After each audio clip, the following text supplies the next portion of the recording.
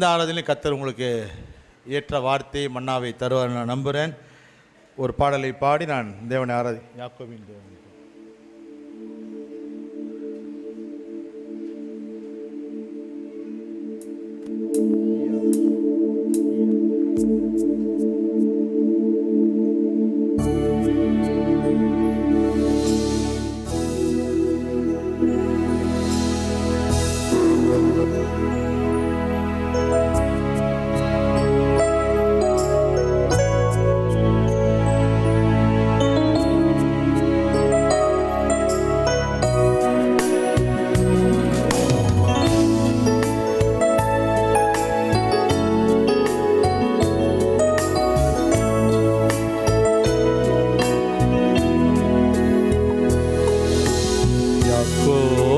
தேவன் என் தேவன் எனக்கென்றும் துணையவரே,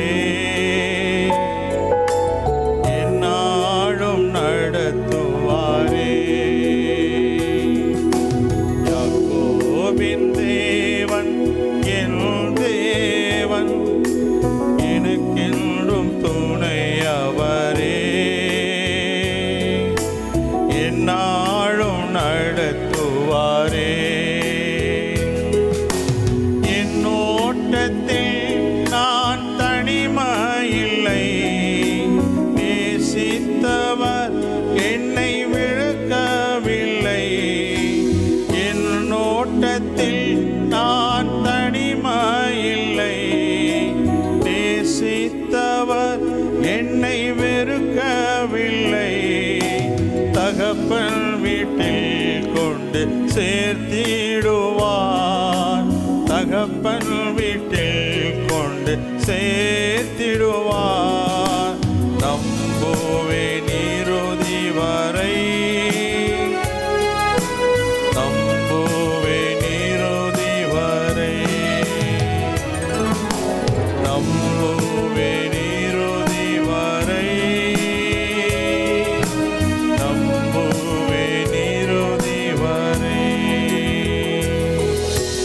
யாக்கோபின் தேவன் என் தேவன் எனக்கென்றும் துணையவரே, என்னாலும் நடத்துவாரே.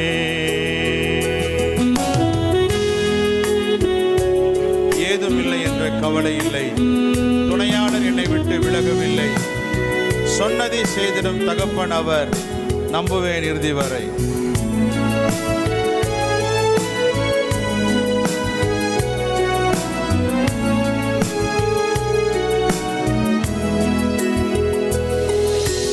ஏதும் இல்லை என்ற கவலை இல்லை, துணையாளர் என்னை விட்டு விலகவில்லை.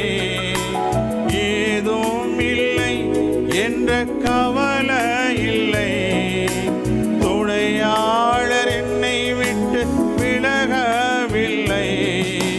சொன்னதை செய்திடும் தகப்பன் அவர், சொன்னதை செய்திடும் தகப்பன் அவர். நம்புவேன் இறுதி வரை, நம்புவேன் இறுதி வரை. சொல்லுவோம்.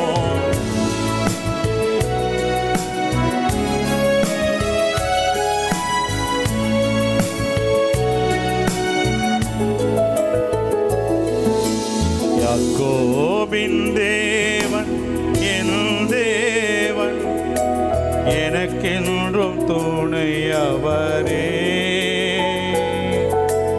என்னாலும் நடத்துவாரே. இந்த பாடல் பாடும்போது சிலர் உங்கள் கரங்களை மாற்ற உயர்த்தி ஆராதிச்சிங்க. அவங்க தெரிஞ்சு ஆராதிச்சாங்களா தெரியாமல் ஆராதிச்சாங்களான்னு தெரியல. நம்ம ஆலயத்தில் ஆராதனை செய்யும் பொழுது நிறைய நிலைகளை நம்ம யூஸ் பண்ணுறோம். ஒன்று கரங்களை உயர்த்தி ஆராதிக்கிறோம், 2 கரங்களை, ஒரு கரத்தை முழங்கால் படிக்கிட்டு கரங்களை தட்டி சத்தமாக அலுவலியாக சொல்லி எல்லாரும். ஆனால் இதெல்லாம் ஏன் செய்கிறோம் அப்படின்னு சொல்லி கேட்டால் நிறைய பேருக்கு தெரியாது. வருஷமாக செய்கிறோம். பாஸ்டர் சொல்கிறாரு கையை தூக்கினா தூக்குவோம், உட்காருனா உட்காருவோம், எந்திரினா போனால் உடனே ஓடிடுவோம். அவ்வளோதான் நமக்கு தெரிஞ்சது. எப்போ சொல்லுவார்னு காத்துட்டார். ஆனால் கையை ஏன் தூக்குறோம் அப்படின்னா 2 கரங்களை தூக்குறதுக்கு அதுக்கு ஒரு அர்த்தம் இருக்குது. ஒரு கரத்தை உயர்த்துவதற்கு ஒரு அர்த்தம் இருக்குது, கரங்களை தட்டுவதற்கு ஒரு அர்த்தம் இருக்குது, முழங்கால் படியிடுவதற்கு ஒரு அர்த்தம், பலமாக அல்லேலூயான்னு சொல்வதற்கு ஒரு அர்த்தம் இருக்குது. சொல்லும் போது அதில் ஒரு சத்துவம் இருக்குது. அப்போ எல்லாமே காரணம் இல்லாமல் இல்லை, நம்ம அறிந்தோ அறியாமல் செஞ்சு கொண்டே இருக்கிறோம். நாம் செய்து கொண்டு இருக்கிறனால் தேவன் நம்மை காப்பாற்றி வழிநடத்தி கொண்டே இருக்கிறார். அது எப்படின்னு கேட்டிங்கன்னா, 2 கரங்களை உயர்த்தி நம்ம ஆராதிக்கும் பொழுது அதற்கு பயன்படுத்தப்பட்ட வார்த்தை யாடா என்ற வார்த்தை பயன்படுத்தப்படுகிறது. யாடா என்ற வார்த்தை, யாடா என்றால் என் நிலைமை அறிந்து செயல்படுகிற கர்த்தர். நான் இது இப்படி செய்யுங்க, தாங்க, வேணும் அப்படின்னு சொல்ல வேண்டிய அவசியமே கிடையாது. உங்கள் 2 கையை தூக்கிட்டாலே போதும், நீங்கள் யாருன்றது அவருக்கு தெரியும், உங்களுக்கு என்ன தேவைன்றது அவருக்கு தெரியும், நீங்கள் சொல்ல வேண்டிய அவசியமே கிடையாது. இந்த 2 கரங்களை உயர்த்தும் போது நமக்கு தெரிஞ்சது, நம்ம பொதுவாக சொன்னால் சரண்டர் பண்ணுறேன், அர்ப்பணிக்கிறேன், உயர்த்துறேன், இது நம்ம ஆண்டாண்டுகளை கற்றுக்கொண்டது. ஆனால் அந்த வார்த்தையின் அர்த்தத்தின்படி தேவன் அறிந்து எல்லாவற்றையும் தருகிறார். 2வது, அந்த கரத்தை உயர்த்த எப்படின்னா ஒரு அம்பை விடுவது போல், ஷூட்டிங் அண்ட் ஏரோ, ஒரு அம்பை விடுவதை போல். அப்படின்னா ஆண்டவர் மேலே எல்லாம் தூக்கி போட்டுறது, இங்கேருந்து விட்டுறது, அவ்வளோதான், போய் சேரு அப்படின்னு சொல்லி விட்டுறது. இன்னொன்று, கையை உயர்த்தணும்னு வச்சுக்கோங்களேன். இப்போ சின்ன குழந்தைகள், சின்ன பிள்ளைகள், குழந்தையெல்லாம் கை தூக்குது, அழுது தூக்கு, அம்மா என்னை தூக்குங்க, டேடி தூக்குங்க அப்படின்னு சொல்லும்போது பெற்றோர் என்ன செய்கிறாங்க, அந்த குழந்தைய தூக்குறாங்க. அப்படி தூக்குனாங்கனாலே அந்த குழந்தைய தூக்கும் பொழுது தகப்பன் தாய் யார் தூக்குறாங்களோ, யார் அவங்கள அனைத்து தூக்குறாங்களோ அவங்க உயரத்தோட கொஞ்சம் உயரமாக தான் அந்த குழந்தை இருக்கும் தூக்கி வைக்கும்போது. அவன் அல்லேலூயா. அப்போ ஆண்டவர்கிட்ட போய் கையை தூக்கி என்னை தூக்குங்க ஆண்டவர், நான் எல்லாத்தையும் தூக்கி போடுறேன் அப்படின்னு ஒன்று சொல்லாமல் நின்னாலே போதும், உங்கள் தேவையை அறிந்து உங்களை தூக்குவார், அவர் தலைக்கு மேலே உங்களை ஊற்றிடுவார். அவன் அல்லேலூயா. அப்போ எடா என்ற வார்த்தை என்னவென்றால் என் நிலைமை அறிந்து செய்கிற ஆண்டவர்.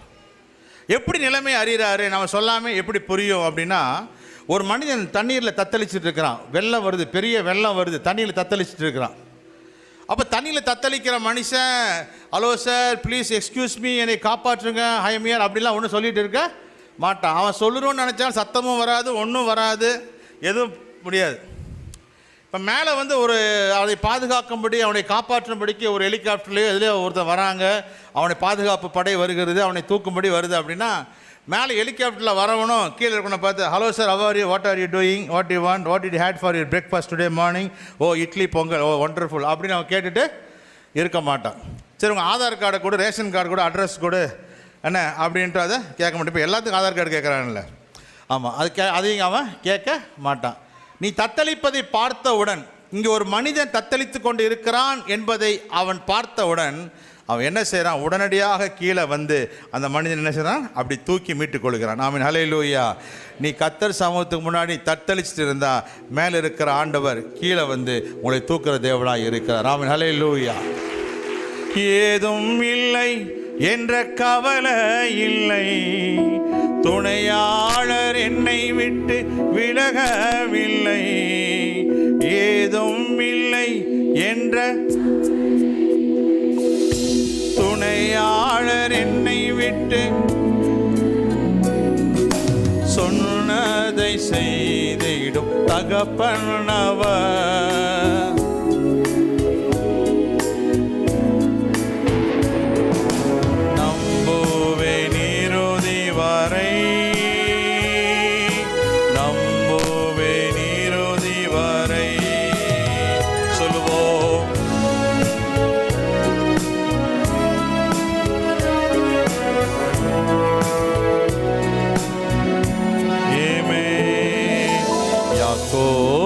தேவன் என் தேவன் எனக்கென்றும் துணையவரே, என்னாலும் நடத்துவாரே. யாக்கோபின் தேவன் என் தேவன் எனக்கென்றும் துணையவரே, என்னாலும் நடத்துவாரே. கரங்களை உயர்த்தி பண்ணுற ஆராதனைக்கு பேர் யாடா. அதுக்கு பேர் என்ன வார்த்தை? யாடா. சொல்லுங்க, யாடா. அடுத்த வார்த்தை, அடுத்தது ஒரு கரங்களை உயர்த்தி ஆராதிக்கிறோம். ஒரு கரத்தை உயர்த்தி என்ன செய்கிறோம்? நம்ம ஆராதிக்கிறோம். இது பேர் டோடா. அந்த வார்த்தைக்கு பேர் டோடா. அப்படின்னா இந்த கை எதுக்குன்னா, எல்லாம் வாங்கிட்டோம், இதெல்லாம் ரிசீவ் பண்ணதுக்காக தேங்க்ஸ், இதெல்லாம் ரிசீவ் பண்ணதுக்காக நன்றி. இந்த கையை உயர்த்துறதுன்னா பெறப்போகிற வரப்போகிற ஆசீர்வாதங்களுக்காக நன்றி. ஆமென், ஹல்லேலூயா. இது வரைக்கும் பார்க்கல, இது வரைக்கும் நமக்கு கிடைக்கல, அட்வான்ஸ் தேங்க்ஸ் டு ஜீசஸ். ஆமென், ஹல்லேலூயா. ஒரு யுத்தம் இருக்குதா, யுத்தம் நடக்கும்போது கையை உயர்த்த என்ன அர்த்தம்னா, யுத்தத்தில் நமக்கு தான் வெற்றி. எந்த போராட்டமாக இருந்தாலும், அது பண போராட்டமாக இருக்கலாம், மன போராட்டமாக இருக்கலாம், எதுவாக இருந்தாலும் கரங்களை உயர்த்தி ஆராதிக்கும் பொழுது வெற்றி நமக்கு கொடுக்குற ஆண்டவரே உமக்கு நன்றி. அல்லேலூயா. எத்தனை பேருக்கு வெற்றி வேண்டும் 21 நன்றி சொல்லாமா? என் ஓட்டத்தில் நான் தனிமை இல்லை, நேசித்தவர் என்னை வெறுக்கவில்லை.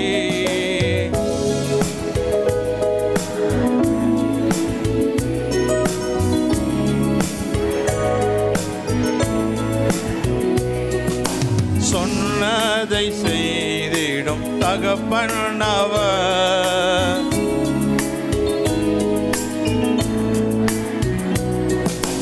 நம்புவேன் இறுதி வரை, நம்புவேன் இறுதி வரை. கரங்களை உயர்த்தி, நம்புவேன் இறுதி வரை, நம்புவேன் இறுதி வரை. யாக்கோபின் தேவன் என் தேவன், எனக்கென்றும் துணையவரே, என்னாலும் நடத்துவாரே. நிறைய முறைகள் இருக்கு ஆராதிப்பதில். 2 சொல்லியிருக்கேன், இன்னொன்று சொல்கிறேன். இன்னொரு வார்த்தை பாராக் என்ற வார்த்தையை பயன்படுத்தியிருக்கு. பாராக் என்றால் டு பிளஸ். அதே வார்த்தைக்கு அர்த்தம் என்ன? டு நீல் டவுன், முழங்கால் படியிடுதல் அல்லது கரத்தை வைத்து ஆசீர்வதிப்புதல். அந்த பராக் என்ற வார்த்தையில் போடப்பட்ட எழுத்துகள் 3 எபிரேய எழுத்துகள். பெத், ரேஷ், கஃப் என்ற 3 எழுத்துகள். பெத் என்றால் வீடு, உங்களுக்கு தெரியும், பெத்தேல், பெத்லெஹேம். பெத் என்றால் வீடு, பெத். ரேஷ் என்றால் தலை, ரோமன்லாம் சொல்லுவாங்க ரெக்ஸ் அப்படின்னா தலை, தலையானவர். கஃப் என்றால் கரம், கரம், கை, இந்த கை இப்படி வச்சுக்கிறது கஃப் என்ற அர்த்தம். ஸோ பராக் என்றால் தலையாகிய கிறிஸ்துவின் கரம். தலையாகிய கிறிஸ்துவின் கரம் எந்த வீட்டில் இருக்குதோ அந்த வீட்டுக்கு ஆசீர்வாதம். பராக் என்றால் பிளெஸ்ஸிங். எங்கே ஆண்டோடைய கரம் ஒருத்தர் வீட்டு மேலே இருக்குதோ அந்த வீட்டை கர்த்தர் ஆசீர்வதிக்கிறார். அவன் நல்ல, அதான் பிளெஸ்ஸிங். அந்த பிளெஸ்ஸிங்கை பெறணும்னா நீங்களும் பராக் பண்ணணும்னா முழங்கால் படிடணும், முட்டி போடணும், ஜெபம் பண்ணணும், தாழ்மை பண்ணணும். எந்த ஒரு மனுஷன் முட்டி போடுறானோ அவன் தேவ சமூகத்தில் தன்னை தாழ்த்துறான். என்னைக்கு நம்மை தாழ்த்தி தன்னை வழங்குறோமோ அப்போ நம்முடைய தலையின் மீது நித்திய ஆசீர்வாதங்களை கர்த்தர் கொடுக்கிற ஆண்டவராக இருக்கிறார். ஆமென், ஹல்லேலூயா.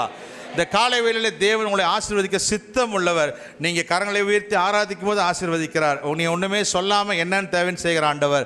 ஒரு கரத்தை உயர்த்தி அட்வான்ஸாக செய்கிற கர்த்தர். முழங்கால் படியிடும் பொழுது அவரோட கரத்தையே வைத்து உங்களை ஆசீர்வதிக்கிற கர்த்தராக இருக்கிறார். ஆமென், ஹல்லேலூயா. என் ஓட்டத்தில் நான் தனிமை இல்லை, நேசித்தவர் என்னை வெறுக்கவில்லை.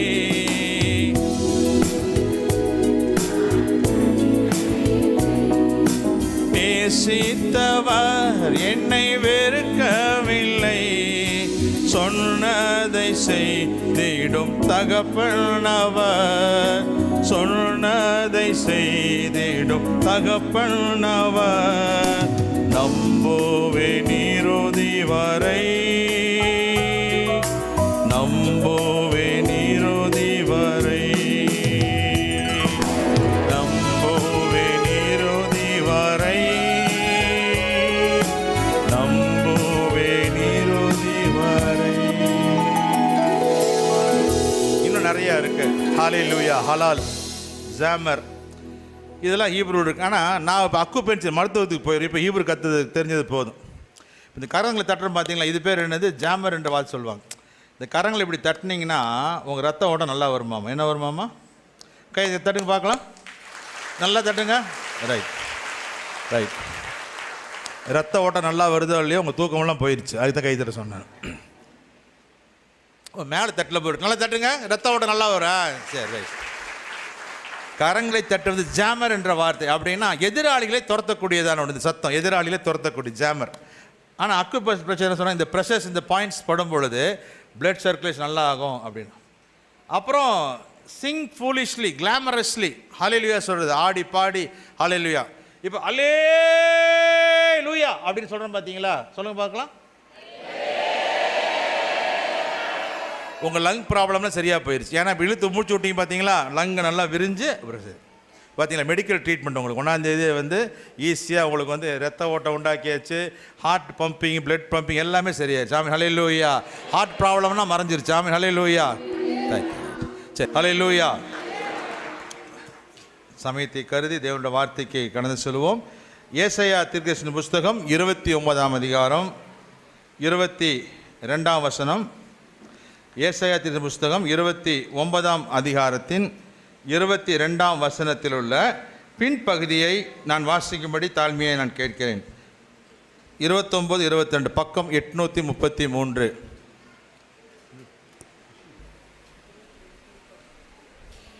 இனி யாக்கோபு வெட்கப்படுவதில்லை, இனி அவன் முகம் செத்து போவதும் இல்லை. இனி யாக்கோபு வெட்கப்படுவது இல்லை, இனி அவன் முகம். எல்லாரும் சேர்ந்து நான் 1 2 3 சொல்கிறேன். அத்தனை பேர் சேர்ந்து வாசிக்க போகிறோம். கீழே மேலே அண்டர் கிரவுண்டில், ஃபர்ஸ்ட் ஃப்ளோரில், second floor, third floor, fourth floor, எல்லாம் பேஸ்மெண்ட்டில் எங்கெல்லாம் இருக்கிறாங்களோ எல்லாரும் சேர்ந்து வாசிக்கலாமா? 1 2 3 சொன்ன எடுத்து வச்சுக்கோங்கம்மா. பக்கம் 833 பழைய ஏற்பாடு ஏசாயா 29 22. 1 2 3.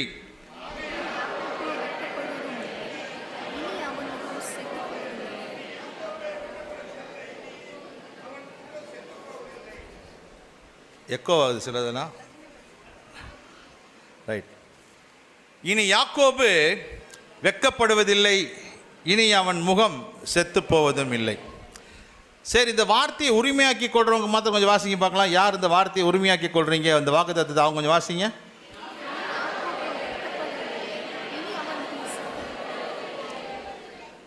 நான் தமிழில் தான் பேசினேன், தெளிவாக தான் பேசுகிறேன். நான் தமிழில் தான் சொல்கிறேன். உங்களுக்கு புரியுதா?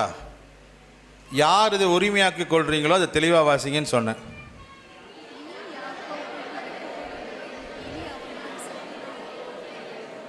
இருங்க, யாராச்சும் ஒருத்தர் வாசிங்க, நான் கேட்குற மாதிரி.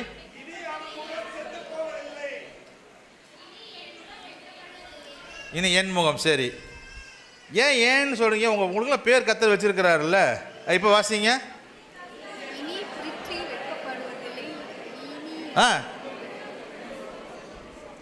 ஒரு வசனத்தை உரிமையாக்கி கொள்ளுங்கன்னு சொல்லி உங்களுக்கு லிபர்ட்டி கொடுத்தா கூட நீங்கள் வந்து யாக்கோபுக்கு, நமக்கு தானே பிரசங்கம். யார் யாக்கோபுக்கு பிரசங்கம்? இது பிரசங்கம் நமக்கு தான் இந்த வார்த்தை. அப்போ இந்த வார்த்தையை நம்ம பெற்றுக்கொள்கிறோம், ஏற்றுக்கொள்கிறோம். அப்போ இதை எனக்கு உரிமையாக்குறேன். அப்போ சொல்லணும், இனி ஜான்ரவி வெட்கப்படுவதில்லை, இனி ஜான்ரின் முகம் செத்து போவதும் இல்லை, இனி பியூலா வெட்கப்படுவதில்லை. யாராச்சும் இருக்கிறீங்களான்னு தெரியாது. பார்த்தீங்களா? பற்றி ஸ்தோத்திரம். அல்லேலூயா. பேர் சொல்லலாம் கூப்பிடல, தீர்க்கதரிசனமும் கிடையாது. வந்துடாதீங்க ஜெபத்துக்கு. ஸ்தோத்திரம். அல்லேலூயா. சும்மா சொன்னேன். எப்படி 4 பியூலா, எஸ்தர், டெய்சியெலாம் இருப்பீங்கன்னு நினைக்கிறேன். அல்லேலூயா. ரைட். உங்கள் பேரை சொல்லி சொல்லுங்கள். இந்த வார்த்தைகள், இந்த வாக்குத்தத்தங்கள் உங்களுக்கு உரிமையாகுவதாக. ஆமேன். நான் என்ன விசுவாசிக்கிறேன், வேதத்துள்ள வார்த்தை நல்லா பார்த்தீங்கன்னா, சரித்திரபூர்வமாக பார்த்தீங்கன்னா நமக்காக எழுதப்பட்ட வார்த்தைகள் கிடையாது. இவைகள் ஆண்டாண்டு காலம் சரித்திரமாக எபிரேய மக்களுக்கு இஸ்ரேலுக்கு எழுதப்பட்ட வார்த்தைகள். ஆனால் சொல்லப்பட்ட வார்த்தைகள் ஆபிரகாமுக்குள்ள நாம் விசுவாசப்பதினாலே ஃபெய்த்தை வச்சு அவருக்குள்ள நம்ம எடுத்துக்கிறோம். அவ்வளோதான். விசுவாசத்தை கொண்டு அந்த வார்த்தையில் நமக்கு என்ன செய்யணும்? நம்ம உரிமையாக்கி கொள்ளுகிறோம். ஆமென். இப்படி நம்பிக்கையோடு சொல்லுங்க. இனி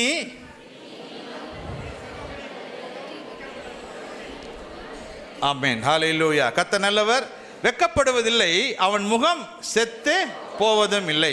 செத்து போவதும் இல்லை என்று சொல்லப்பட்ட அந்த வார்த்தை என்னவென்றால், I will not make his face to pale, அவன் முகத்தை வாடி போக விட மாட்டேன். அல்லது சாயம் போவது, வெளுத்து போவதில் பேல் என்றால் வெளுத்து போகிறது. நீ டாக்டர்கிட்ட போனீங்கன்னா ஹெச்பி ஹீமோக்ளோபின் செக் பண்ணி கண்ணை பார்த்து சொல்லுவாங்க, ரொம்ப பேலாக இருக்குது அப்படின்னு சொல்லுவாங்க. மெடிக்கல் ஃபீல்டுக்கு வந்து என்னென்னா ரத்தம் இல்லை, ரத்த சோகை அடைஞ்சிருக்கு. உங்கள் சிலருடைய முகங்கள் வாடி போயிடும். இனிமேல் அந்த வாட்டம் இருக்கான்னு கர்த்தர் சொல்கிறார். முகம் செத்து போகாது, வாடி போகாது. எப்போ முகம் வாடி போகும் அப்படின்னா, நீ என்னதான் மேக்கப் போட்டாலும், என்னதான் நீங்கள் ஃப்ரெஷ்ஷாக ஆனாலும், ஒரு 2 hours 3 ஹவர்ஸ்க்குள்ளே உங்கள் மூஞ்சி என்ன ஆயிரும், முகம் என்ன ஆயிரும், வாடி போயிடும். வெளியே போயிட்டு வந்தால் வாடி போயிடும். ஒரு புது ட்ரெஸ்ஸு தண்ணியில் போட்டிங்கன்னா சாயம் போய் வெளுத்து போயிடும். ஒரு வீடு வருஷம் பெயிண்ட் அடிக்கிறோம், பண்டிகைகளுக்கு பெயிண்ட் அடிக்கிறோம், அடித்தா கொஞ்ச நாள் வெளுத்து போயிடுது. அப்போ அது ஏதோ ஒரு சூழ்நிலையில் மாறும் பொழுது எல்லாமே மாறக்கூடிய ஒன்றாய் காணப்படுகிறது. இயற்கை சீற்றங்கள், சர்க்கம்ஸ்டான்சஸ், அவையெல்லாம் சூழ்நிலையை மாற்றக்கூடிய ஒன்றாக இருக்குது. ஆனால் ஆண்டவர் சொல்கிறாரு, இங்கே வாக்கு பண்ணும்போது சொல்கிறாரு, இனி அவன் முகம் வாடி போவது இல்லை. வாடி போது ஏன் வாடுறாங்க அப்படின்னா, சிலர் சொல்கிற சில வார்த்தையே மனுஷனை வாட செஞ்சு விடும். சிலவங்க எதுக்குமே எல்லாத்துக்குமே வாடி போகக்கூடிய மக்களாக இருப்பாங்க. இந்த தொட்டாசினிங்கின்னு ஒரு செடி இருக்குது, டச் மீ நாட். நீ ஹில் ஸ்டேஷன்லாம் இருக்கும், அது கிட்ட போய் விரலை வச்சிங்கன்னா போதும் சாய் அப்படின்றோம். நீங்கள் போய் தொட்டிங்கன்னா போதும், அந்த 2 இலையுமே உடனே மூடிடும். சில ஆள் அப்படி தான் இருப்பாங்க, தொட்டாலே போதும், ஏதோ பேசினாலே போதும், எப்படி இருக்கீங்க, என்னத்தை இருக்கிறோம் அப்படின்வாங்க. அப்போ எதுக்கு இருக்கிற போயிட வேண்டியதானே அப்படின்னு நம்ம சொல்ல முடியாது. ஆமீன். போகிறவனே இருங்க, கர்த்தர் உங்களுக்கு சுகம் கொடுப்பாரு, உங்களுக்கு ஜீவன் கொடுத்துருப்பார், சும்மாவாச்சும் சொல்லி ஆக வேணும். ஆமீன். அல்லேலூயா. ஆண்டவரே ஜீவன் எடுத்துக்கோ, ஆண்டவர் அப்படியே செய்யும், உடனே செய்யும் அப்படின்னு நம்மளாம் சொல்ல முடியாது. அப்போ வாடி போகிறத கர்த்தர் என்ன சொல்கிறாரு, இனி உனக்கு வாட்டம் கிடையாதுப்பா. ஏதோ ஒரு சூழ்நிலை வாடி போயிட்ட, ஏதோ ஒரு பேச்சு, ஏதோ ஒரு காரியம், சம்திங் ஹஸ் ஹர்ட்டட் யூ, உன் முகம் வாடி போயிடுச்சு. இந்த முகம் வாடுவதற்கு 2 காரியம். ஒன்று, நம்ம ஏதோ ஒன்று செஞ்சுருப்போம், மற்றவங்களை பார்க்கும்பொழுது நம்ம முகம் வாடி போகும். ஒன்று. 2வது, மற்றவங்க ஏதாச்சும் நம்ம செஞ்சுருப்பாங்க, அது அவங்களையும் நம்மளால் என்ன பண்ண முடியாது, ஃபேஸ் பண்ண முடியாது. முகம் வாடி போகக்கூடிய ஒன்றாக இருக்குது. இப்போ நேரடி சந்திக்க முடியாது, ஒருத்தரை முகமுகமாய் பார்க்க முடிவதில்லை, சந்திக்க முடிவது கிடையாது. இப்போ சிஸ்டர்ஸ்க்கெலாம் பிரச்சனை கிடையாது, கொடை வச்சுருப்பாங்க. என்ன வச்சுருக்குறாங்க, கொடை வச்சுருக்குறாங்க. நேராக வராங்க ஒரு ஆள், ஓ அந்த அக்கா வராங்க, பார்க்கக்கூடாது அப்படின்னு நினச்சாங்கன்னா, இவங்க ஒன்றும் மூஞ்சில் திருப்ப வேண்டாம், கொடை ஆட்டோமேட்டிக்காக ஷட்டர் போட்டுரும். டக் அப்படின்னா போது கொடை என்ன பண்ணிடும், இந்த பக்கம் மறைச்சிடும் அவங்க அப்படியே போயிடுவாங்க, அப்படி பார்க்காத மாதிரியே போயிடுவாங்க. இப்போ ஒருத்தரை பார்க்கும் பொழுது முகம் வாடு போகுது. என்ன ரீசன்? ஏதோ ஒரு காரியம், ஒரு கோபம், ஒரு ஹர்ட்டு, ஒரு வார்த்தை. ஒருத்தர் மனுஷன் முன்னாடி வசனம் வாசிச்சிங்கன்னா மனுஷர் பேசுகிற வார்த்தை நிமித்தம் அப்படின்னு இருக்குது. அதனால தான் இந்த வாய்க்கு என்ன பண்ணியிருக்காங்கன்னா, வாய்க்கு ஃபுல் கவரேஜ் கொடுத்துருக்காங்க, ஃபுல் ப்ரொடெக்ஷன். 32 பல்லு, அதுக்கு மேலே உதடெல்லாம் வச்சு வெளியே வராத, உள்ளே இரு, பத்திரமா இரு அப்படி சொன்னால் கூட நீ என்னடா சொல்கிறது என்ன செய்யும், அது வெளியே வரக்கூடிய ஒன்றாக இருக்குது. பற்களெல்லாம் சேர்ந்து ஒரு மாநாடு போட்டுச்சாமா. இதெல்லாம் சேர்ந்து மாநாடு போட்டுச்சு, பற்களெல்லாம் சேர்ந்து ஒரு மாநாடு போட்டுச்சு. கடவாய் பல்லு தான் தலைவர், சிங்கப்பல் தான் செக்ரட்டரி, முசப்பல் தான் ட்ரெஸரர், எல்லாம் இருக்கிறாங்க அங்கே. அப்போ அந்த ஒரு மாநாட்டுக்கு தலைவர் விருந்தினர் யாருன்னா, சிறப்பு விருந்தினர் நாக்கு வந்திருக்கிறாங்க. நாக்கை தான் கூப்பிட்டுருக்காங்க, சீஃப் கெஸ்ட்டாக கூப்பிட்டு வாங்க, நீங்கள் தான் இந்த மாநாட்டில் பேசணும், நியூயார்க் நீங்கள் தான் பேசணும் அப்படின்னு சொல்லி கூப்பிட்ருக்காங்க. எது கூப்பிட்ருக்காங்க? ஆமாம். இப்போ பேச ஆரம்பித்தோன்னு சொல்கிறாரு, கடவாய் பல் சொல்லுங்க, இந்த நாள் திருவாளர் நாக்கு வந்திருக்கா, அவங்க பேசுவாங்க அப்படின்னு சொன்னோன்னே, உடனே நாக்கோட டைம் வந்த உடனே நாக்கு பேசுகிறார். கணத்திற்குரிய கடவாய் பற்கள் அவர்களே, சீற்றமுடன் சீறிக்கொண்டிருக்கும் சிங்கப்பல் அவர்களே, உங்களுக்கெல்லாம் நன்றி வணக்கம் அப்படின்லாம் சொல்லிவிட்டு, உங்களுக்காக ஏதாச்சும் நம்ம சிஎம் கிட்ட பேசணுமா, மந்திரி கிட்ட பேசணுமா சொல்லுங்கள், நான் போய் உங்களுக்காக பேசுகிறேன் அப்படி டக்குன்னு இருக்க முன்னாடி இந்த மொசப்பை டமால் எந்திரிச்சாங்க. நீ பேசவே வேண்டாம், நீ ஒன்றுமே சொல்ல வேண்டாம். ஏன் அப்படி சொல்கிறீங்கன்னு, நீ பாட்டுக்கு ஏதாச்சும் பேசிட்டு போயிடுற, நீங்கள் பாட்டு ஏதாச்சும் வளரிட்டு போயிடுற, போகிறான் வரவெல்லாம் பல்ல உடைப்பண்றான், முன்னாடி நான் தான் உட்காந்துருக்கேன் அப்படின்னுச்சான். அப்போ மனுஷர் பேசுகிற ஏதோ ஒரு வார்த்தை, இட் ஹர்ட் சம்படி, பேசுகிற வார்த்தை முகத்தை வாட பண்ணுது, முகத்திற்கு ஏதோ ஒரு கேடு உண்டாக்குறது. அப்போ இந்த இடத்துல ஆண்டவர் சொல்கிறார், இனி யாக்கோபு வெட்கப்படுவது கிடையாது, இனி அவன் முகம் செத்து போவதும் இல்லை. இனி அப்படின்னா இதுக்கு முன்னாடி நிறைய அடி வாங்கியிருக்காருன்னு அர்த்தம். என்ன சொல்கிறார், இனிமேல் நான் பொய்யே சொல்ல மாட்டேன் மம்மி அப்படின்னு என்ன அர்த்தம், இது அண்ட புழுகினி அப்படின்னு அர்த்தம். இது வரைக்கும் பொய்யை தவிர ஒரு எதுவுமே பேசினது கிடையாது, உண்மையே அதற்கு கிடையாது. இப்போ இனிமேல் அப்படின்னா இதற்கு முன்பாக ஏதோ ஒன்று செஞ்சிருக்கார். இப்போ யாக்கோபு இனிமேல் வெக்கப்படவில்லை என்றால், இதற்கு முன்பாக யாக்கோபு எங்கேயோ வெக்கப்பட்டிருக்கிறார், எங்கேயோ அவமானப்பட்டிருக்கிறார், எங்கேயோ பாதிக்கப்பட்டிருக்கிறார். வசனம் சொல்லுது, அந்த இனி வெக்கப்படுவதில் செத்து போய் சொல்லும்போது யாக்கோபு எங்கெங்கெல்லாம் வெக்கப்பட்டான், யாக்கோபுடைய வாழ்க்கை பிரயாணத்தில் எங்கே வெக்கப்பட்டார் அப்படின்னா, ஒரு மனுஷன் வெக்கப்படுறதுக்கு சில சூழ்நிலை. ஒன்று குடும்பம், இன்னொன்று வேலை, இன்னொன்று உறவுகள், இன்னொன்று கடவுளுக்கு சம்மந்தம். இதுதான் நமக்கு வேற ஒன்றும் கிடையாது. இங்கே வீடு, இதை விட்டா வீடு, வீடை விட்டா இங்கே விட்டா ஆஃபீஸ். இதை தவிர நமக்கு வேறு எந்த கதியும் கிடையாது. விட்டா எப்பயாச்சும் மாமன் வீட்டு மச்சான் வீட்டுக்கு போவோம். அது 9 மாதத்துக்கு யாரையும் வர வேண்டாம்னு சொல்லிட்டாங்க. அவங்களுக்கும் செலவு மிச்சம், நமக்கும். காலையில் தான் சொன்னேன், இந்த வருஷம் எப்படி இருக்கும், போன வருஷத்தை போலவே இருக்கும் அப்படின்னு. அப்படியே பார்த்தாங்க, என்னடா நல்ல ஆளை தான் கூப்பிட்டு வந்திருக்கிறாங்களா அவங்க. போன வருஷம் 365 நாள் இருந்துச்சு, அதே தான் இந்த வருஷமும் இருக்கும் போது. போன வருஷம் 12 மாதம் இருந்துச்சு, அதே தான் இந்த வருஷமும் இருக்கும் போது. போன வருஷம் 52 வாரம் இருந்துச்சு, அப்படி அதே தான் இங்கே இருக்கும் போது. இதில் எதுவும் தப்பாக இருக்கா? ஆனால் உண்மையாக சொல்லுங்கள், எல்லாம் கொரோனான்னு அப்படி பயமுறுத்துகிறாங்க. காசு இல்லை, வேலை இல்லை, வருமானம் இல்லை, சர்ச்சு இல்லைன்ட்டு. ஆனால் ஒவ்வொரு ஆளும் சைஸு பார்த்தீங்கன்னா சட்டையெல்லாம் பத்தலை, பேண்ட்டெல்லாம் பத்தலை. யூடியூப்பே கெதி. என்ன கெதி? ஒன்றும் தெரியாத கிழவி கூட யூடியூப்பை வச்சு சமையல் பண்ணிகிட்டு இருக்குது. ஒரு அம்மா பாயாசத்தை காய்ச்சிட்டு ஏலம் போடுது. 1 2 3 என்னன்னா ஏலம் போட்டு இறக்குறது அதில் போட்டிருக்கு. ஏலத்தை தட்டி போட்டு இறக்க சொல்லியிருக்காங்க யூடியூப்பில். ஏலம் போட்டு இறக்கவும் அப்படின்னு பாயாசத்தை தூக்கி ஏலம் போடுது. 1 முறை, 2 முறை, 3 முறை. ஆன்லைன் கிளாஸில் படிக்கிறவங்க கதையெல்லாம் அப்படி தான் இருக்கும். அப்போ இந்த கொரோனா பற்றி சொல்லும்போது பார்த்தீங்கன்னா, லாக்டவுன் சொன்னாங்க. எனக்கு தெரிஞ்சு புதுசாக சமையல் பண்ணி சாப்பிட்ருக்கீங்கன்னு நிச்சயமாக எனக்கு தெரியும். முகங்களை பார்த்தா நல்லா தெரியும். இது வரைக்கும் சாப்பிடாத சாப்பாடே கிடையாது. ஒரு 2 மாதம் கட்டுன்னு வெட்டினானுங்க. 3ஆவது மாதம் அங்கே ஃபியூஸ் சம்பளம் வரலனுக்கு அப்புறம் தான் பாதி கட் பண்ண ஆரம்பித்தாங்க. ஸோ அப்படியே நம்மளை பற்றியே சொல்கிறாங்களே. நம்ம என்ன, நானும் உங்கள் கூட ஒருத்தன் தானே, உங்களில் ஒருவன் தானே.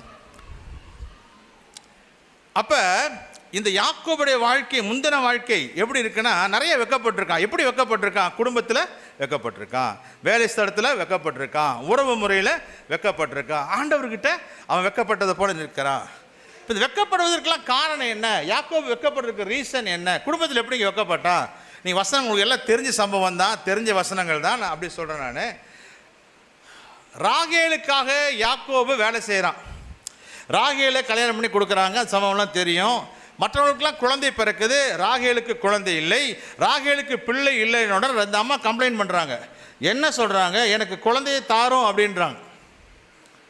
ரொம்ப இதாக சொல்ல மற்றவங்க வீட்டில் அவன் வேலையை காமிக்க, எனக்கு ஒன்றுமே இல்லையாடா, ஒரு புழு பூச்சி கூட வயிற்றுல இல்லையே, நீ எல்லாம் ஒரு ஆம்பளையான்னு சொல்கிற அளவுக்கு அந்த அம்மா கேட்குறாங்க. இந்த ஆளுக்கு கோபம் வந்துருச்சு. எந்த புருஷன் நீ எல்லாம் ஆம்பளையா அப்படின்னு டக்குனு கோபம் வந்துடும். இல்லைன்னா கூட அவருக்கு என்ன வந்துடும்? கோபம் வந்துடும். அப்போ உடனே சொல்கிறார், தேவன் அல்லவோ உன் கற்பத்தை என்ன செஞ்சுருக்கிறாரு? அடைச்சிருக்கிறார். பாருங்க, லேயாளுக்கு குழந்தை இருக்குது, அங்கே மில்காலுக்கு இருக்குது, சில்பாளுக்கு இருக்குது, கில்காலுக்கு, வேறு எத்தனை பேர் இருந்தால் எல்லாத்துக்கும் குழந்தை இருக்குது. யாருக்கு முதல்ல குழந்தை இல்லை? இவர் எதற்காக ராகேலை கல்யாணம் பண்ணுறாரு? இந்த குடும்பம் நல்லா இருக்கணும், இவளை கல்யாணம் பண்ணணும், இவன் மூலியமா சந்ததி இருக்கணும், ஆசீர்வாதமாக இருக்கணும்னு இவளை கல்யாணம் பண்ணார். கரெக்டாக ஆண்டவர் அங்கே போய் ஆப்போசிட் என்ன வச்சுட்டார்? அங்கே போய் ஸ்டாப் வச்சுட்டார். எல்லா பக்கமும் செழிப்பு, அவன் தொட்ட எல்லாமே ஆசீர்வாதம், வந்ததெல்லாம் ஆசீர்வாதம், லேயால் ஆசீர்வாதம், மற்றவங்க எல்லாம் ஆசீர்வாதம், எல்லா பிள்ளைகளும். இவன் சொல்கிறா அவங்க கூட இருந்த சகோதரிக்கு பிறந்துச்சுன்னு கோவப்பட்டு திட்டா, என்ன அவங்களுக்கெல்லாம் பிள்ளை அப்படின்ட்டு. இவன் உடனே புரிஞ்சு கொண்டான் யாக்கோபு, கர்த்தர் அல்லவோ தேவன் அல்லவோ உன் கற்பத்தை என்ன செஞ்சிருக்கிறாரு? வாழ்க்கையில் தெரிஞ்சுக்கோங்க, எல்லா பக்கமும் செழிப்பாக இருக்குது, எல்லாமே உங்களுக்கு ஆசீர்வாதமாக இருக்குது, எல்லாம் நன்மையாக இருக்குது, எல்லாம் தொட்டதெல்லாம் தொழுங்குது. ஏதோ ஒரு இடத்துல நீ தொட்ட காரியம், நீ ஆசைப்பட்ட காரியம், நீ நிறைவேற நினைச்சது, இது நடக்கலையே, இது சாதாரண நடக்கிற இடத்துல ஒரு பிரேக்கை கத்தர் போட்டு வச்சு ஒரு லாக்கை போட்டு வச்சிருக்காங்க. லாக் இருந்து என்ன அர்த்தம்னா, கர்த்தர் தன்னுடைய கரத்தை அதன் மீது வைத்திருக்கிறார் என்று அர்த்தம். அப்போ நம்ம என்ன சொல்லணும்? நான் இல்லை, தேவன் தான்ப்பா அப்படின்னு சொல்லணும். கர்த்தர் தான், ஆண்டவர் தான் தடுத்திருக்கார், நான் இல்லை. என்னைக்கு நம்மளால் இல்லை, நம்மளால் முடியல அப்படின்ற உணர்வு, எண்ணம், அறிவு, புத்தி இதெல்லாம் வருதோ, நான் இல்லை என்று சொல்லும் பொழுது தேவன் நான் இருக்கிறேன் என்று சொல்லுவார். ஆமென், அல்லேலூயா. நம்ம இல்லை அப்படின்னா அவர் இருக்கிறேன் என்று சொல்லுவார். உலகத்தில் பார்த்தீங்கன்னா நம்ம சொல்ல வேண்டிய வாசகங்கள் எல்லாம் உலக மனிதர்கள் பயன்படுத்துகிறாங்க. யாம் இருக்க பயமே, இது நம்ம தான் சொல்லணும். ஆண்டவர் சொல்கிறார், நான் இருக்கிறேன், நீ பயப்படாது. அது மருவி என்ன சொல்லிட்டா? பயந்துனேன். நிறைய ஆட்டோவில், நிறையா காரில், நிறையா பார்த்தீங்கன்னா நிறைய பிரசங்கங்கள் அங்கே தான் இருக்குது. சிரிக்கும் பாம்பை நம்பு, சீரும் பெண்ணை நம்பாதே. பசங்களாம் வாலி பசங்க ஒரே சந்தோஷம். வசனம் அவன் பிரசங்கம் பண்ணுறான் ஆட்டோக்காரன். இன்னொருத்த காரில் எழுதியிருக்காரு, மோதி விடாத நண்பா முற்றும் கடன். எது? மோதிராதரா ராஜா, கடன் போட்டு வாங்கி கட்ட முடியாது. மோதி விடாத நண்பா, முற்றும் கடன். அப்போ அந்த வார்த்தைகள் ஒவ்வொன்றிலையும் பார்த்தீங்கன்னா ஒரு காரியங்கள் அங்கே சொல்லப்படுது. இங்கே ராகேலுக்கு பிள்ளை இல்லை, சொல்கிறார் தேவன் தான், என் ஆண்டவர் தான் செய்யணும், அவர் தான், அவரை நம்பு, அவர்கிட்ட விடு அப்படின்னு சொல்கிறார். ஃபஸ்ட்டு தோல்வி அவனுக்கு அங்கே. ரெண்டாவது, அவன் எங்கே வைக்கப்படுறான் அப்படின்னா லாபானோட வீட்டில் வைக்கப்படுறான். எங்கே வைக்கப்படுறான்? சம்பளமே இல்லாமல். என்ன இல்லாமல்? சம்பளமே இல்லைன்னு சொல்லக்கூடாது. 10 முறை என் சம்பளத்தை என்ன செஞ்சு மாற்றினீர். எதுக்காக வேலை செய்கிறான்? ஒரு சிஸ்டருக்காக ஊழியம் செய்கிற வசனம் அப்படி தான் சொல்லுது. என்ன செய்கிறாராமா? என்ன பிரதர் ஊழியம்? மாமா ஒய்ஃப், மாமா பொண்ணை கல்யாணம் பண்ணலான்னு இருக்கிறாங்க, அதான் மினிஸ்ட்ரி. என்ன மினிஸ்ட்ரி? யாக்கோபு ஒரு பெண்ணிற்காக ஊழியம் செய்தான் என்று வசனம் போட்டிருக்கு. இப்போ எதுக்காக அவன் போய் அங்கே வேலை செய்கிறான்னா, எப்படியாச்சும் இந்த பொண்ணை கட்டிடணும், இந்த ராகேலை திருமணம் பண்ணிடணும் அப்படின்னு மாமா வீட்டுக்கு போகிறார். மாமா எப்படிப்பட்ட ஆள்னா, இவனுக்கு தாத்தனுக்கு தாத்தன், அப்பனுக்கு அப்பன், அப்படிப்பட்ட ஆள் லாபான். நான் காலையில் கூட சொன்னேன், லாபான் அப்படின்னா லாபம் கூட்டல் ஆண். என்னது? ஆண். அப்படின்னா லாபம் பார்க்குற ஆண். என்னான்னு? லாபான்னா யார்? லாபம் பார்க்குறோம், ப்ராஃபிட் மேக்கர், பணம் பார்க்குறோம், பணம் சம்பாதிக்கும். யார்கிட்ட பணம் பார்க்குறான் அப்படின்னா, எவன் பணத்தை கறப்பானோ அவன்கிட்ட பணம் பார்க்குறாரு. எந்த மருமகன் வந்து பிடுங்கிட்டு போவான்னு நினச்சாரோ அந்த மருமகனை வச்சே ஆடு மாடை மேய்க்க வச்சு அவங்ககிட்டயே காசு சம்பாதிக்கிறார். அப்படின்னா எப்பேற்பட்ட ப்ராஃபிட் மேக்கராக இருப்பார். அண்ணங்கிட்ட யாக்கோபு ஏமாறான், ஏசா கிட்ட சொல்கிறான், கொஞ்சம் சொத்தை கொடுப்பா. அப்படியா? சொத்தா? ஏன்னா ரொம்ப பசிக்குது. அப்படியா? இந்த ஒரு டம்ளர் பாயசம் இல்லை சுக்கு காப்பி எடுத்துக்கோ, உன் சொத்தை கொடு. எதை கொடு? இப்போ உங்கள்கிட்டலாம் வந்து எல்லாருக்கும் இன்றைக்கி உங்கள் சொத்தெல்லாம் எழுதி வைங்க, எல்லாத்துக்கும் நான் மதியானம் ஒரு பேக்கெட் பிரியாணி வாங்கி தரேன்னா கொடுப்பீங்களா? நீங்கள் பாயசத்தை விடுங்க, வேணா ஒன்று கொடுப்பீங்க. இவன் என்ன கேட்குறான் அண்ணங்கிட்ட? சொத்தை கொடு, உனக்கு என்ன தர? ஒரு கூழ் காய்ச்சிட்டு இருக்கான், பசி மயக்கம், மரணம் அடைய போகிறான், சொல்ல செத்து சாக போகிறப்பா, ஏதோ ஒன்று கொடு, சொத்து தர, எடுத்து போ போ அப்படின்ட்டான். இவன் அண்ணனோட அந்த சேஷ்ட புத்திர பாகத்தை கேட்குறான்.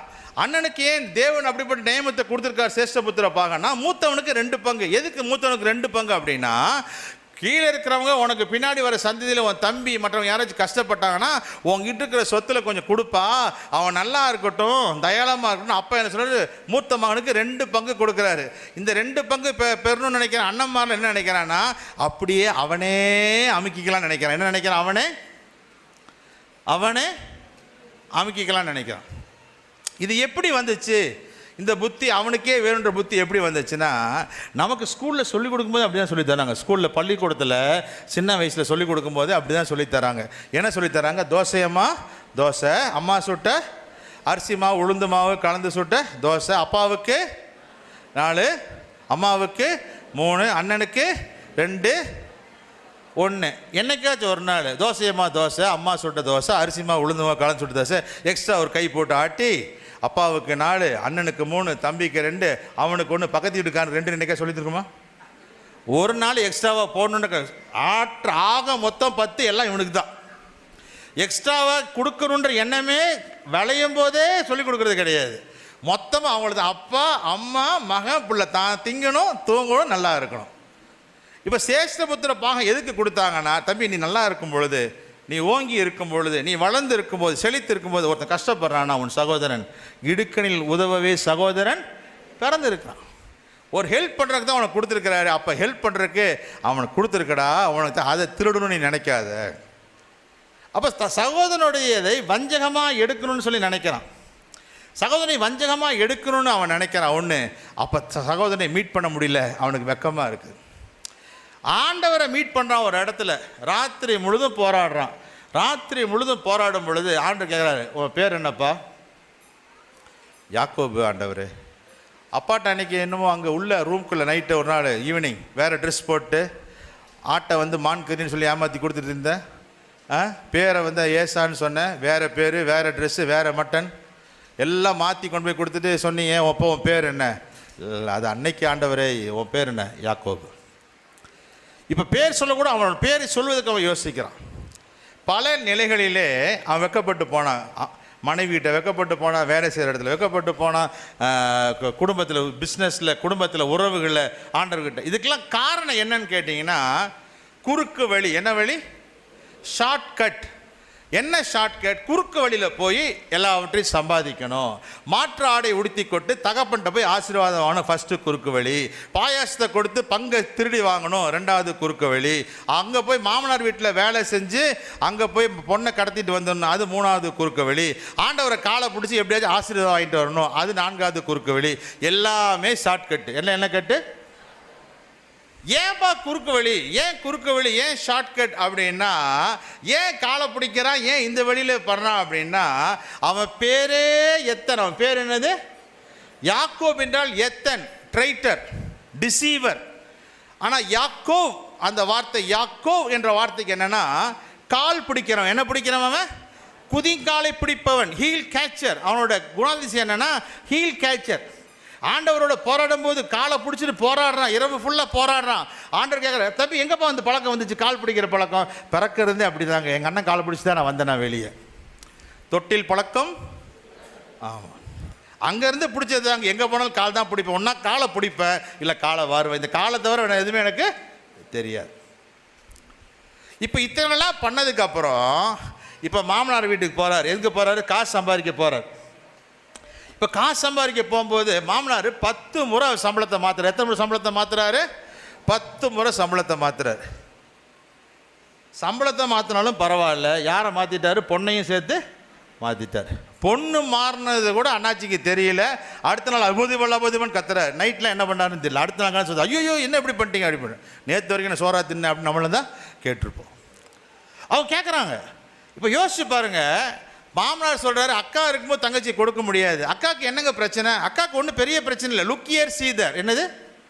லுக் ஹியர் சீ தேர். அக்காவுக்கு என்ன பிரச்சனை? கூச்சப்பாரு, 1.5 கண். இங்கே பார்க்குற மாதிரி இருக்கும், அங்கே பார்த்துட்டு இருப்பாங்க. அங்கே பார்க்குற மாதிரி இருக்கும், இங்கே பார்த்துட்டு இருப்பாங்க. அதனால லுக் ஹியர் சீ தேர். இவன் கண்ணை விழிச்சிட்டு இருக்கும் பொழுது 1.5 கண்ணை ஒன்று அவங்க மாமனார் ஏமாற்றி கட்டி வச்சிட்டார். ஏன் ஆண்டவர் அனுமதிச்சார் அப்படின்னா, இவங்க அப்பா வயதுப நாட்களில் கண்ணு தெரியாமல் இருக்கிறாங்க. ஈசாக்கு கண்ணு தெரியாமல் இருக்கும்போது சொல்கிறாரப்பா, நல்லா சாப்பிட்ணும், என்ன செய்கிற, எனக்கு ஏதாவது வேட்டைக்கு போய் அடிச்சுட்டு வா, நல்லா ஃப்ரை பண்ணி பெப்பர் கொஞ்சம் தூக்கலாக போட்டு கொண்டு வா, இன்றைக்கி சாப்பிட்டுட்டு நான் அவனை ஆசீர்வதிக்கிறேன். அம்மா கூப்பிட்டு, எங்கடா போகிற வேட்டைக்கு? இருக்கு, இங்கே வா, நான் செஞ்சு தரேன். எதை கொடுத்தாலும் இந்த மனுஷன் தின்ன. அந்த அளவுக்கு ஒரு ருசியும் தெரியாது. அந்த அளவுக்கு என்ன தெரியாது? ஒன்றும் தெரியாது. என்ன வச்சாலும் திங்க, நான் செஞ்சு தரேன் அப்படின்னு இந்த அம்மா செஞ்சு தர்றாங்க. ஏதோ வீட்டில் இருக்கிற ஆட்டுக்குட்டியை குட்டியை பிடிச்சி டக்குன்னு ஃப்ரை பண்ணி அவர் கேட்குறாரு, இவ்வளோ சீக்கிரமாக அகப்பட்டது எப்படி? உம்முடைய தேவன் எனக்கு எல்லாவற்றையும் வாய்க்கப்படினார். என்ன டுபாக்கூர் வேலை செய்கிறான்ல, உம்முடைய தேவன் எனக்கு அனுக்கிரகம் பண்ணினார். அப்படியா? என்ன கிட்டவா, வாசனை ஒரு மாதிரி இருக்குது, தடவி இன்னும் ஏசா சட்டம் ஏசா மாதிரி இருக்க முடியலாம் இருக்குது, சத்தம் யாக்கோபு மாதிரி இருக்கும், பேர் என்ன? ஏசா தான். அப்படியா? ஓஹோ, என்ன சட்டை இது ஏசா, இது ஏசாவோட ரோமங்கள் தான். அப்படியா? என்ன சாப்பாடு கொண்டு வந்திருக்கேன்? வேட்டைக்கறி கொண்டு வந்திருக்கேன். பேரை மாத்துறான், எல்லாவற்றையும் மாத்துறான், உணவை மாத்துறான். எப்போனா அவங்க அப்பாவுக்கு கண்ணு தெரியாத போது எல்லாவற்றையும் மாற்றினான். இவன் கண்ணை திறந்துட்டு இருக்கும் போதே அவங்க மாமனார் அவன் பொண்டாட்டியவே மாற்றிட்டார். ட்ரெஸ்ஸை மாற்றலை, எதை மாற்றலை? ட்ரெஸ்ஸை மாத்திர, பிளேட்டை மாத்திர, சாப்பாடை மாத்திர, பேரை தானே மாத்திர. இறாமாவனே உனக்கு நான் மாத்திரம் பாரு, லைஃப்பை ஃபுல்லாக நீ மறக்காதபடிக்கு உனக்கு மாத்திரன்னு சொல்லிட்டு மனைவியே மாற்றி போட்டார். அங்கே அவன் வெக்கப்படுறான். இப்போ இவன் வாழ்க்கையெல்லாம், இவன் வழிகளெல்லாம் பார்த்தீங்கன்னா எல்லாமே ஷார்ட்கட்ஸ். எல்லாமே எப்படி போகணும், அடையணும், சொத்து வாங்கணும், அந்த பெண்ணை அடையணும், ஆசீர்வாதம் வாங்கணும், எல்லாமே ஷார்ட்கட்ஸ். இப்போ ஆண்டவர் பார்க்குறாரு. ஆண்டவர் சொல்கிறாரு, உன் பேர் என்னப்பா? யாக்கோப். சரி, உனக்கு என்ன உதவி வேணும்? முன்னாடி சொல்கிறாரு, எங்கள் மாமனார்கிட்ட நான் ரொம்ப நாள் வேலை செய்கிறேன், சம்பளம் ஒன்றுமே தெரில ஆண்டவர், உனக்கு இப்போ என்ன செய், நான் ஒரு ஐடியா தரேன். என்ன சொல்கிறேன்? நீ என்ன செய், பலத்த ஆடுகள் பொழியும் பொழுது அந்த புன்னை மரம், வாதுவ மரம் இதெல்லாம் இருக்குது, அதை மரத்தையெல்லாம் நினச்சி கொஞ்சம் கொஞ்சம் வெட்டு, பட்டையை உரி, ஆடுகள் பொழியும் போது தண்ணி கூட அங்கே போட்டு வை, அந்த வாய்க்காலில் போட்டு வை. அந்த ஆடுகள் அங்கே பலத்த ஆடுகள் பொழியும் போது அதை பார்த்துச்சு. அதே போல் நீ எப்படி உங்கள் மாமனார்கிட்ட டீல் பேசுகிறியோ அதே போல் கர்த்தர் என்ன செய்வார்? உனக்கு கொடுப்பார். பாருங்க, ஏன் இந்த டீல் பேசுகிறான் அப்படின்னா, இவன் அப்படி தான் பேசுகிறான். ஆண்டவர்கிட்ட பேசுறது பேசுகிறான். ஆண்டவரே, இந்த தேசத்தை நான் போகிற வழியெல்லாம் என்னை காத்து, எனக்கு சுகத்தை கொடுத்து, எனக்கு உண்ண உணவு, உடுக்க உடை இதெல்லாம் கொடுத்து பத்திரமா இந்த தேசத்துக்கு கொண்டு வருவீர் என்றால் கர்த்தரே எனக்கு தேவனாக இருப்பீர். தேவன் தருகிற எல்லாவற்றிலும் நான் உமக்கு என்ன வில்லத்தான யோசிச்சு பாருங்க. காசு அவர் தான் கொடுக்கணும், சாப்பாடு அவர் தான் போடணும், ட்ரெஸ் அவர் தான் போடணும், போலீஸ் அவர் தான், ஃபோர்ஸ் அவர் தான், ப்ரொவிஷன் அவர் தான், எல்லாம் அவர் தான். அவர்கிட்டயே வாங்கிட்டு சொல்கிறான் எல்லாம் கொடுத்தீர்கள் என்றால் உமக்கு நான் தசம பாகம். இப்போ நான் ஆண்டவர் தான் சொல்லியிருப்பேன். அதுக்கு என்னடா ஊர் அக்கா வீட்டில் அரிசி கொடுத்து அக்கா வீட்டில் எதுக்கு உறவு, உனக்கு ஒன்றும் அவசியம் கிடையாது அப்படின்னு சொல்லியிருப்பேன் நான். ஆண்டவர் எல்லாம் தரணுமாமா, தந்ததுக்கு அப்புறம் தான் இவர் அதுலேருந்து கொஞ்சம் தருவாராமா. அடே, தந்தாலும் தராட்டி எல்லாம் அவர் தானே உனக்கு கொடுத்துருக்கிறாரு. இப்போ ஆண்டவர்கிட்ட பிஸ்னஸ் டீல் பேசினா பாருங்க, மாமனாரும் அதே மாதிரி பிஸ்னஸ் டீல் பேசுகிறார். என்ன பேசுகிறாரு? தம்பி, பொல்லியும் வெள்ளையும் இருக்குது, இந்த மாதிரி கருப்பு இப்படி எல்லாம் பிரிச்சிடலாம் அப்படின்றார். இப்போ நம்ம ஆண்டவர் பார்த்தீங்கன்னா எப்போதுமே இரக்கமுள்ள ஆண்டவர். அதான் அவருடைய ரொம்ப வீக் பாயிண்ட். எல்லாம் தெரிஞ்சுக்கோங்க, வெளியே போய் யார்ட்டையும் சொல்லிடாதீங்க. ஆண்டவர் எப்படிப்பட்டவர்? ரொம்ப இரக்கமுள்ளவர். வெளியே போய் யார்ட்டையும் நீங்கள் சொல்லக்கூடாது. என்ன சொல்லக்கூடாது? என்ன சொல்லக்கூடாது? ஆண்டவர் இரக்கமுள்ளவர் அப்படின்னு நீங்கள் வெளியே போய் யாருக்கிட்டையும் என்ன பேச மாட்டேன்றீங்க? ஆண்டவர் ரொம்ப இரக்கமுள்ளவர், அது சொல்கிறதுக்கு தான் நம்ம வச்சிருக்கிறார் அந்த ஆண்டவர். ஆமென், அல்லேலூயா. சொல்லிட மாட்டேன்னு ஓகேங்க, சரிங்க சொல்லுங்கள், நீங்கள் என்னமோ சொல்லுங்கள் சார், டக்குன்னு முடிங்க சார், என்னங்க அப்படின்ற மாதிரி இருக்குது. யாக்கோபுக்கு எல்லாம் ஷார்ட்கட்டில் தானே வந்தான். தம்பி, உனக்கு ஆடு குட்டி தானே வேணும், இங்கே பார் நான் ஒன்று சொல்கிறேன், பட்டை உரி, சரி கொஞ்சம் கொப்பை வெட்டு போடு பூரி. அப்படியா போட்டால் எல்லாம் தனித்தனியாக இவன் விரும்பினது போல பலத்த குட்டிகள் எல்லாம் தனித்தனியாக வருது. ஒரே சந்தோஷம், ஒரே இது. ஆண்டவர் பார்த்தாரு, ஓ ஏன் தெரியுமா இதை சொன்னேன், ஏன் இப்படி பட்டையை உரிச்சு போட்டு சொன்னால், உன் புத்தி எப்போதும் ஷார்ட்கட்டு குறுக்கு புத்தி, உங்களோட சேர்ந்து அந்த புத்தி எனக்கு வந்துருச்சு, அதனால வெட்டி போடுன்னு சொன்னார். இவன் புத்தியிலேயே இவன் வழியில் இதுக்கு தானே பண்ணி ஆசைப்பட்ட, இப்படி தானே பணக்காரன் ஆகணும்னு ஆசைப்பட்ட, இப்படி தானே காசு வேணும், சரி போ நீ நல்லா இரு அப்படின்னு சொல்லிட்டு அவனுடைய ஆண்டவர் அவனுக்கு ஒரு மொக்க ஐடியாவை கொடுத்தாரு. என்ன ஐடியா கொடுத்தாரு? ஆனால் அது சக்க ஐடியாவாக மாறி போச்சு. அவனுக்கு கொடுத்த மொக்க ஐடியா சக்க ஐடியாவாக மாறி சிறந்து அவன் ஆடு பயங்கரமாக பெருகிட்டான். பயங்கர சொத்து சுகமெல்லாம் அவனுக்கு சேர்ந்து போச்சு, திரளாக அவனுக்கு சம்பாரிச்சுட்டான். இப்போ ஆண்டவர் எப்படின்னா, நம்மளை வச்சு நம்மளை பழி வாங்கணும் அப்படிலாம் அவர் நினைக்கிறது கிடையாது. இரக்கமுள்ள தேவன் தகப்பனாக இருக்கிறபடினால, என்னுடைய பிள்ளை, என்னுடைய மகன், இவன் தெரியாமல் செய்கிறான், இவன் போக்கில் போய் இவனை நம்ம பிடிப்போம், இவனை சரி பண்ணுவோம், இவன் நமக்கு வேணும், இவன் சந்தேகம், இவன் நிமித்தம் இந்த இஸ்ரேல் தேசம் ஆசீர்வதிக்கப்படும் என்பதெல்லாம் தேவன் உணர்ந்தபடினால தான் யாக்கோபை அவர் என்ன செய்யலை, ஒன்றுமே செய்யலை. யாக்கோபை நைஸாக என்ன பண்ணார்னா, அவன் தொண்டையை தொட்டு சுழுக்க வச்சிட்டார். என்ன பண்ணிட்டாரு? தொடையை நைஸாக தொட்டார் பாருங்க, தொடை சந்து சுளுக்கிட்டு என்ன ஆயிடுச்சு? அந்த வசனம் சொல்லுது, அன்றைக்கு பின்பு, அதற்கு பின்பு அவங்க யாக்கோபு பிரயாணம் பண்ணுறான். அவன் கால் தொடை சந்து நரம்பு சுளுக்கினதுனால அவன் எப்படி நடந்தானாமா, நொண்டி நடக்கணும். அப்படின்னா தேவனை சந்திப்பதற்கு முன்பாக ரொம்ப வீராவசமாக போயிருப்பான். ஆண்டவரை சந்தித்து ஆண்டவர் அவனை ஆசீர்வதித்ததுக்கு பின்பாக அவன் நடையவே கத்த நினைச்சிட்டாரு, மாட்டிட்டார். என்னைக்கு நீங்கள் ஆண்டவரை முகமுகமாக சந்திக்கிறீங்களோ அல்லது பார்க்குறீங்களோ, உங்கள் நடையை, உங்கள் வாழ்க்கையை தேவன் மாற்றுகிறவராக இருக்கிறார்.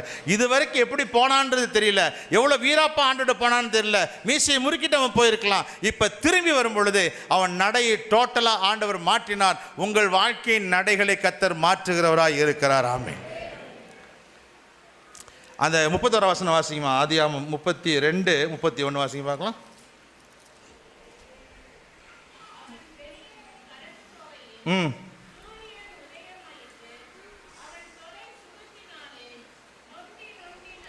போதுமா? அவன் பெனியேலை கடக்கும் பொழுது, மைக்கில் வாசிக்குமா? 32, 31 ஆதியாகமம் 30. அவன் பெனியேலை கடக்கும் பொழுது சூரியன் உதயமாயிற்று. பாருங்க, கவனிங்க, ஆண்டவரை பார்த்து அவன் கடக்கும் பொழுது அவன் சூரியன் உதயமாயிற்று. ஆதியாகமம் 28:11 வாசிங்க. ஆதியாகமம் 28:11.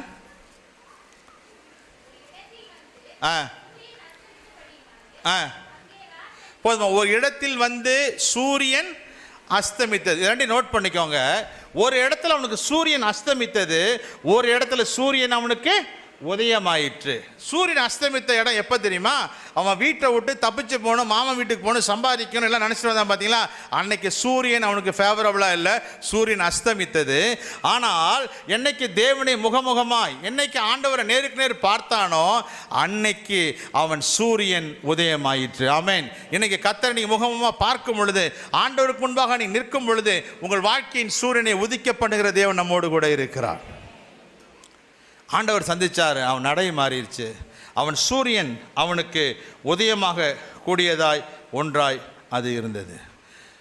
யாக்கோபு என்றால் ஹீல் கேச்சர், குதிங்காலை பிடிக்கிறவன். இஸ்ரேல் என்றால் இஸ்ரேல் என்றால் தேவனுடைய பிரபு, பிரின்ஸ் அமங் காட்ஸ். இன்னொன்று இஸ்ரேல் என்றால் straight before God, straight before God, தேவனுக்கு முன்பாக நேர்மையானவன். எத்தனாக இருந்த யாக்கோபு குறுக்கடாக இருந்தவன், வளைஞ்சியும் நெளிஞ்சு சுழிவாக இருந்தவன், இப்படி எப்படி மாறிட்டானா, கடவுளுக்கு முன்பாக, ஆண்டவருக்கு முன்பாக, இயேசுவுக்கு முன்பாக நேராக மாறிட்டான், ஸ்ட்ரெயிட்டாக மாறிட்டான். என்னைக்கு அவன் ஸ்ட்ரெயிட்டாக மாறினானோ அதுக்கப்புறம் அவன் வாழ்க்கை, அதுக்கப்புறம் மேன்மை தான் ஆண்டவர் கொடுக்கிறவராக இருந்தார். என்றைக்கு நம்முடைய வழிகளெல்லாம் நம்ம மாற்றமோ, ஆண்டவர் சந்தித்து ஸ்ட்ரெயிட்டாக வரும்பொழுது கர்த்தர் மாறுதல்களை கொடுக்கிற ஆண்டவராக இருக்கிறார். இன்றைக்கு தேவன் உங்களுடைய வாழ்க்கையில், அவரை சந்தித்த உங்களுடைய வாழ்க்கையில் கர்த்தர் அப்படி அற்புதத்தை செய்கிறார். ராகேலோட வாழ்க்கையில் இவன் கற்பத்தின் கனிகள் அடைக்கப்பட்டிருக்கும் பொழுது இவன் சொல்கிறான், தேவன் அல்லவோ கற்பத்தை அடைத்திருக்கும் போது, வசனம் சொல்லுது 30:32, தேவன் ராகேலை நினைத்தருளினான்.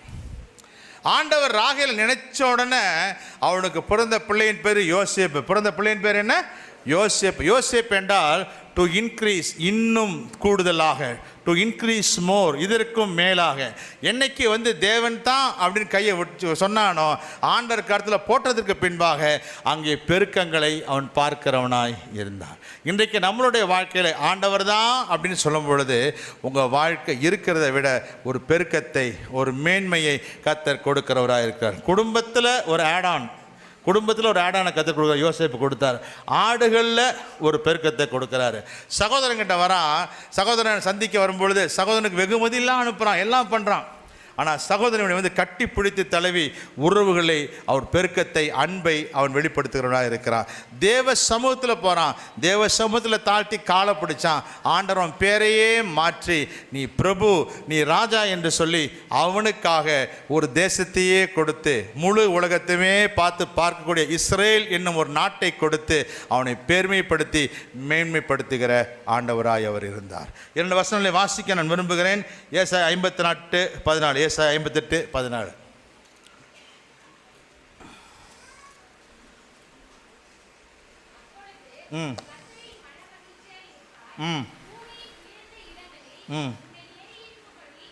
தகப்பனாகிய யாக்கோபுடைய சுதந்திரத்தால். போதுமா? அத மாதிரி வாசிமா. உன் தகப்பனாகிய யாக்கோபு. சொல்லுங்க. உன் தகப்பனாகிய யாக்கோபுடைய சுதந்திரத்தால், உன் தகப்பனாகிய யாக்கோபுடைய சுதந்திரத்தால் உன்னை போஷிப்பேன். யாருடைய சுதந்திரம் உன்னை போஷிப்பாரு? உன்னுடைய தகப்பனாகிய யாக்கோபு. யாருங்க உங்க தகப்பன்? அவன் எப்படிப்பட்டவன்? ட்ரெஸ்ஸு மாற்றுகிறவர். யார் உங்கள் தகப்பன்? மட்டன் கறியை மான் கறி என்று சொல்லுகிறவர். யார் உங்கள் தகப்பன்? அவனை அண்ணன் என்று அண்ணன் பேரை சொல்லுகிறவன்.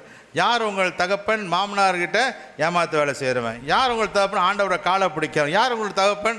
அண்ணனோட காலை பிடிக்கிறவன். இப்படிலாம் நம்ம தகப்பன் இருந்தால், ஏமாத்துக்காரராக இருந்தால், ஒரு நாளும் நாம் அவர்கள் நம்முடைய அப்பா என்று சொல்லவே மாட்டோம். ஆனால் இங்கே ஆண்டவர் சொல்கிறாரு, உங்கள் தகப்பனாகிய யாக்கோபுடைய சுதந்திரத்தை என்ன செய்ய நான் உங்களை போஷிப்பேன். எப்படின்னா, யாக்கோபுக்கு ஒரு ஐடியா கொடுத்தப்பா, அவனை நான் ஆசீர்வதித்தேன், அவனை செழிக்க செஞ்சேன், அவனுக்கு நட்சத்திரங்கள் அவனுக்கு சந்ததியில் கொடுக்கப்பட்டுச்சு.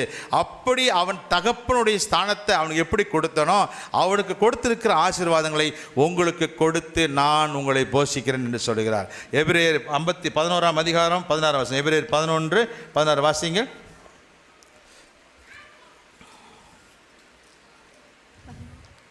11:16.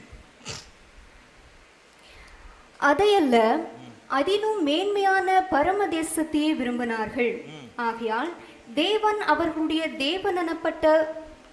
தேவனெனப்பட்ட வெட்கப்படுகிறதில்லை, அவர்களுக்கு ஒரு நகரத்தை ஆயத்தம் பண்ணினாரே. ஆகையால் தேவன் அவர்களுடைய தேவன் என்னப்பட வெட்கப்படுகிறதில்லை. ஆகையால் தேவன் அவர்களுடைய யாருடைய அவர்களுடைய யாருமா? ஆபிரகாம், ஈசாக்கு, யாக்கோபு. ஆகையால் தேவன் அவர்களுடைய தேவன் சொல்கிறதுக்கு வெக்கப்படல. அப்படின்னா யாக்கோபின் தேவன் சொல்கிறதுக்கு ஆண்டவர் வெக்கப்படலையாம். ஆமென், ஹல்லேலூயா. அப்படின்னு யோசிச்சு பாருங்க. நம்மனா ஒரு பிள்ளை சரியில்லைன்னா அவனை பற்றி நம்ம சொல்கிறதுக்கு யோசிப்போம், நம்ம பையன் சொல்கிறதுக்கு யோசிப்போம். ஆனால் யாக்கோபின் தேவன், ஆபிரகாமின் தேவன், ஈசாக்கின் தேவன், யாக்கோபு இப்படியா? இல்லை அப்படின்னு சொல்லாமல், நான் அவங்க ஆண்டவரப்பா, நான் தான் அவங்க கடவுள், நான் தான் அவனுக்கு பொறுப்புன்னு சொல்கிறதுக்கு அவர் ஒரு நாளும் வெட்கப்படவில்லை. உங்களையும் கர்த்தர் வெட்கப்படுத்த மாட்டார். உங்களை குறித்து சொல்லும் பொழுது உங்களை பார்த்து சொல்லுவார், நான் ஜான் ரவிச்சந்திரனின் தேவன் என்று சொல்லுவார். ஆமென், ஹல்லேலூயா. நான் Tiruppur city assembly of God சபை மக்களுடைய தேவன் நான் என்று சொல்லுவார். அப்படி சொல்லுவதற்கு அவர் ஒரு நாளும் வெட்கப்படுவது கிடையாது. இந்த ஆண்டு முழுவதும் நீங்கள் வெட்கப்பட்டு போவதில்லை. உங்களை வெட்கப்படுத்தாத தேவன் உங்களோடு கூட இருக்கிறார். அருமையாய் அழகாய் அவர் வழி நடத்துவாராக. ஆமென். நாம் எழுந்திருக்கலாமா? கொஞ்ச நேரம் வருஷம் ஆண்டரை துதிச்சு நன்றி செலுத்தி முடிப்போம்.